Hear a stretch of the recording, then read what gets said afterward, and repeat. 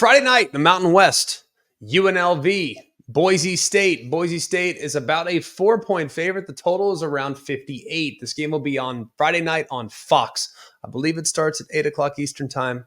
Don't hold me to it. It might be 9 o'clock, but know it's on Fox and know it's on Friday night. So if you're looking for it on Saturday and it already happened, I'm sorry. I did what I had to do. I told you when it was. I just didn't tell you the exact kick time. You'll figure it out. I trust you. I believe you. The Broncos are trying to win back-to-back Mountain West championships. On the other side, we know Boise's no stranger to championships. There's a lot of trophies in that trophy case, but not so much for UNLV. They have not won an outright conference championship since they won the Big West back in 1994. This is a rematch of last year's Mountain West championship. Boise won that game by 24 points, and that game they were about a 2.5-point favorite. So they clearly covered, and I don't think it's going to be quite as one-sided this year. Boise did beat UNLV when they played back in week 9. It was 29-24. Questions that will determine the outcome. Number one, this should be the most obvious question in any game involving Ashton Jeanty, but question one, can UNLV contain Ashton Jeanty? Now, there hasn't been many examples of him being slowed down, bottled up.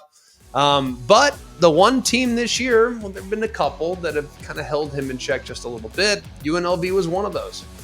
They held him to a season low, 3.9 yards a carry. His longest run in that game was 16 yards. So they did not really allow the big hitters that Ashton Jeanty's been known for. Even against Oregon, it was all right, 3 yards here, 4 yards here, 6 yards here, and then boom, out the gate for a 65-yard run. That's what he does. UNLV didn't allow that last time. Will it happen again? And Jeanty's been a workhorse now. So I am a little curious just how much tread remains on the tires. He was a little dinged up in that UNLV game, which didn't exactly help. But he's had 6 games with at least 31 carries in the back half of the season. So is the tread starting to wear just a little bit? Doesn't appear like it is, but it might be worth watching and worth monitoring if he is the touch bottled up. Question 2, if UNLV sells out against the run, can Maddox hit them with some play action? Now, Madsen's been rock solid. 21-3 touchdown interception, over 2,500 yards through the air. He's added a 200 of his own on the ground. Now, they're not really a team in Boise State that generates a ton of explosive pass plays. They're 94th right now in 20-plus yard passes. They're 121st in 30-plus yard passes. So they're not really a group that's going to just carve you up and just wear you out with chunk yardage. That's not who they are. But Madsen, in the game against UNLV, he was very efficient, 9 of 12 for 125 the last time they played. So can he keep them honest and keep UNLV's defense in check if they get too one-dimensional in trying to stop the run? Question 3, will UNLV's rushing attack create problems for Boise's defense?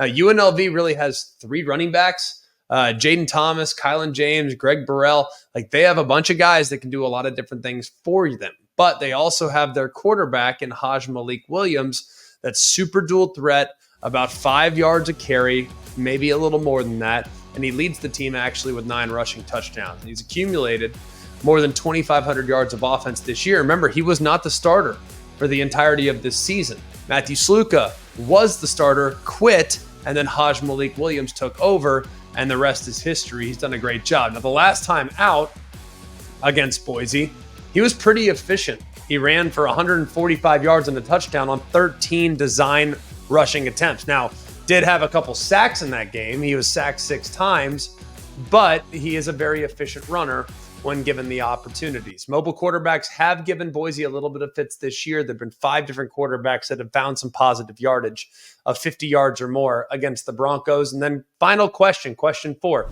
If Boise can grab an early lead, can UNLV throw their way back into it? Now, Malik Williams, for as good as he is as a runner, and frankly, he's made pretty good decisions too. 17-4 touchdown interception ratio.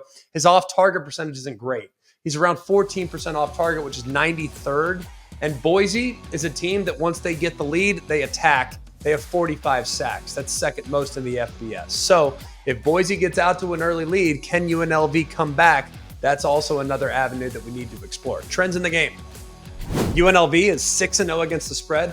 as a road underdog since the start of last season. It's the best in the FBS. And Boise State is 2-5 against the spread in conference title games since 2014. I'm taking the upset. I'm taking UNLV. I feel like they played Boise better than most the last time around.